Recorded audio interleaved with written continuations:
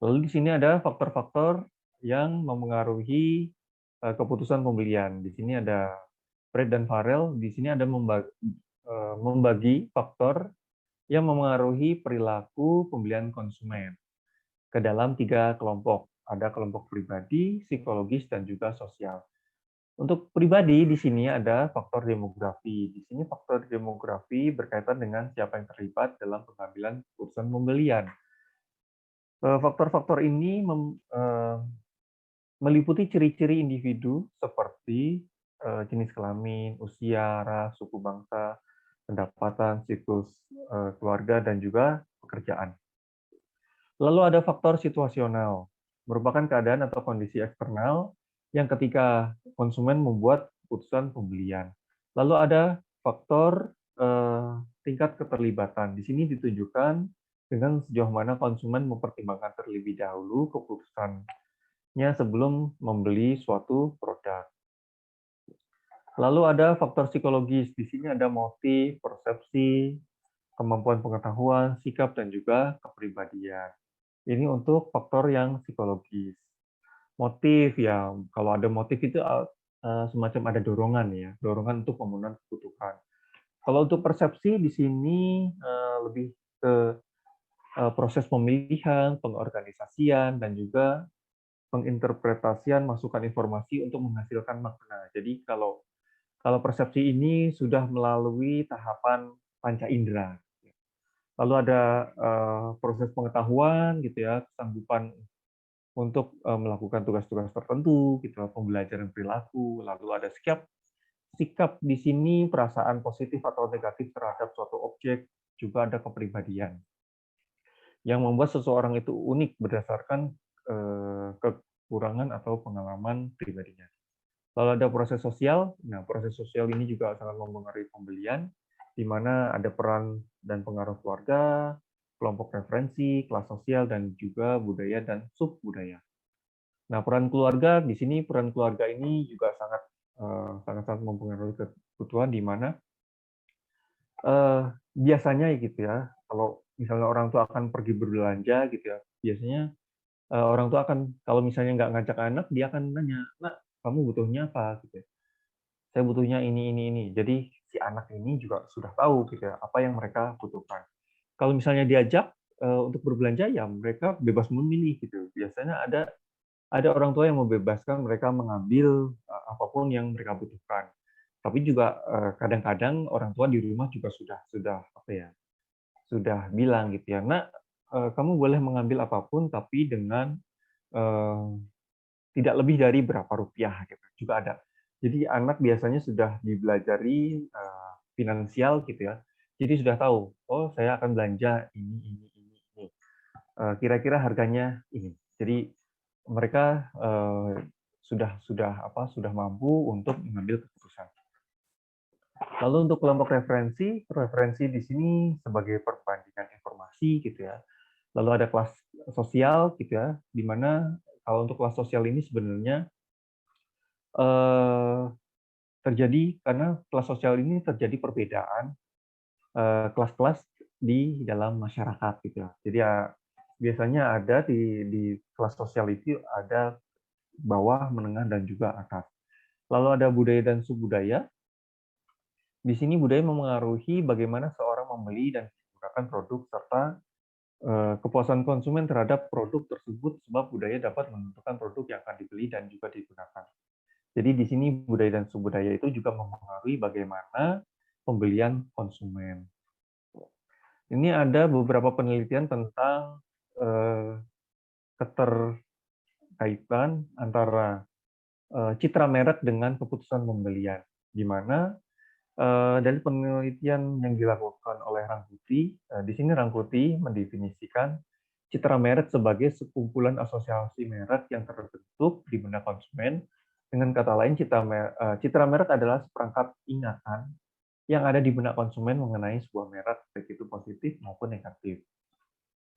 Lalu ada Pauline et al. 2005, dia menggunakan nilai yang dirasakan, kepribadian merek dan juga asosiasi organisasi sebagai indikator merek untuk mengukur citra merek mie instan Indomie di kalangan penduduk kelurahan Tanjung Sekar, Kecamatan Lowokwaru, Kabupaten Malang. Lalu ada Mai Lana 2004. Dia membuktikan bahwa asosiasi merek dapat mempengaruhi keputusan pembelian sepeda motor merek Honda di Desa Gondang Legi, Malang. Ini adalah ada juga beberapa penelitian tentang bagaimana citra merek untuk citra merek mengambil keputusan. Silahkan nanti kalian cari-cari lagi bagaimana keterkaitan antara citra merek dengan pengambilan keputusan konsumen. Oke, sampai di sini ada pertanyaan sebelum kita lanjut ke presentasi tugas yang minggu kemarin. Silahkan kalau mau ada pertanyaan. Saya, Pak. Oh, silahkan, Saudara Andri. Ya, ini saya mau tanya, Pak, terkait citra merek gitu. Iya. Kadangkala kenapa merek itu begitu kuat sehingga banyak masyarakat itu tidak mengevaluasi. Kadangkala mereknya sebenarnya mengecewakan, tapi karena mungkin citranya sudah bagus, itu tetap dibeli saja gitu, Pak. Terima kasih, Pak. Oke, baik. Terima kasih. Kenapa citra merek ini terkadang konsumen itu tidak mengevaluasi terlebih dahulu gitu ya, langsung beli-beli saja gitu ya. Oke, jadi gini, menurut siklus hidup gitu ya, siklus hidup produk yang sudah kalian pelajari gitu ya, kan ada bagaimana produk itu dilahirkan, bagaimana produk itu tumbuh, dan juga bagaimana produk itu sudah mengalami masa dewasa. Nah, biasanya citra merek ini, gitu, karena sudah tertanam di benak konsumen, gitu ya, jadi baik itu kualitasnya rendah atau tinggi atau sedang, terkadang ketika citra itu sudah tertanam di benak konsumen, jadi konsumen itu ya sudah pasrah aja gitu. Jadi seperti itu. Baik, Pak. Terima kasih, Pak. Baik. Ada lagi? Silahkan sebelum kita masuk ke kuis. Satu lagi Pak Yuda mungkin boleh bertanya. Silahkan. Jadi melanjutkan Pak Andri tadi terkait citra merek ya Pak, seperti kita tahu. Nah ada nggak sih Pak untuk membuat kita punya citra merek gitu Pak? Misalnya kalau kita ingat Pepsodent ya, pasta gigi ya. Pasta gigi antara Pepsodent dengan pasta gigi itu pasti kalau bilang Pepsodent ya intinya adalah pasta gigi dan sebaliknya gitu. Padahal ada produk-produk yang lain gitu. Walaupun kita pakai misalnya produk close up misalnya, tapi yang kita bilang punya Pepsodent nggak gitu. Nah, kalau begitu ada nggak sih Pak, maksudnya untuk membangun brand atau citra brand tersebut Pak? Terima kasih. Oke, baik, terima kasih. Ada atau tidak? Yang pasti sih ada. Jalan satu-satunya adalah dia menjadi gini. Kalau ketika perusahaan itu atau ketika brand itu menjadi leader, maka apapun yang dia jual pasti tertanam di benak konsumen. Jalan satu-satunya adalah dia harus mengembangkan iklan yang benar-benar masuk gitu, masuk ke relung kognitifnya konsumen. Jadi misalnya nih, maunya iklan apa nih? Misalnya, maunya produk apa? Ya, produk saat ini baju Pak, baju anak-anak gitu. Baju anak-anak. Ya, Kalau ya. baju anak-anak yang ada di benak konsumen apa? Paling kan kayak Zara, gitu. Zara. Gitu. Gitu. Maunya gimana? Kira-kira nih, kalau sekarang punya brand, sekarang mau punya brand apa? Ya, itu tadi Pak, fashion, karena memang ketika melihat tren, kan memang di Indonesia itu lebih suka fashion ya Pak. Misalnya baik untuk remaja ataupun untuk anak-anak, itu diminati gitu fashion.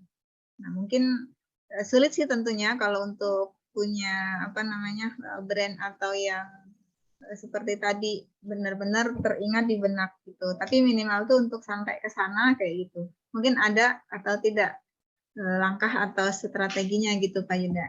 Oke.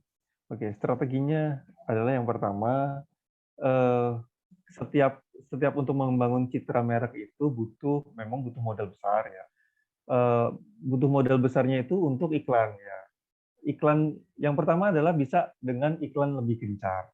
Dengan iklan lebih gencar maka akan tertanam di benak konsumen. Yang kedua adalah menjadikan perusahaan ini atau menjadikan produk ini leader di pasaran. Jadi ketika produk ini menjadi leader maka juga akan tertanam di benak konsumen sehingga citranya akan mulai terbangun.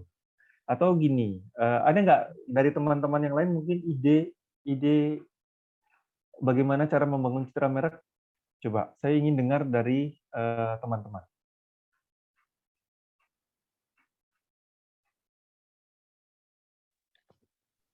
Saya, Pak, Silakan. untuk membangun citra merek, mungkin yang bisa dilakukan adalah menjaga kualitas produknya itu, Pak.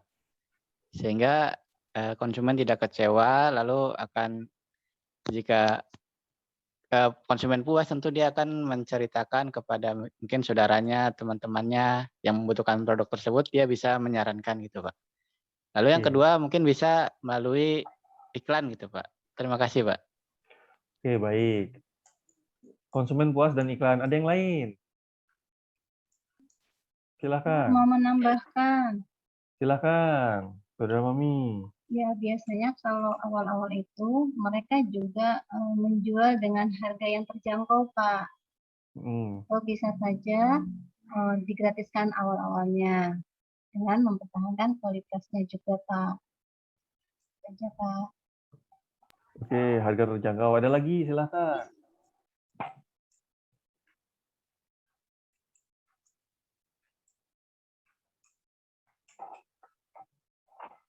Ada lagi tambahannya?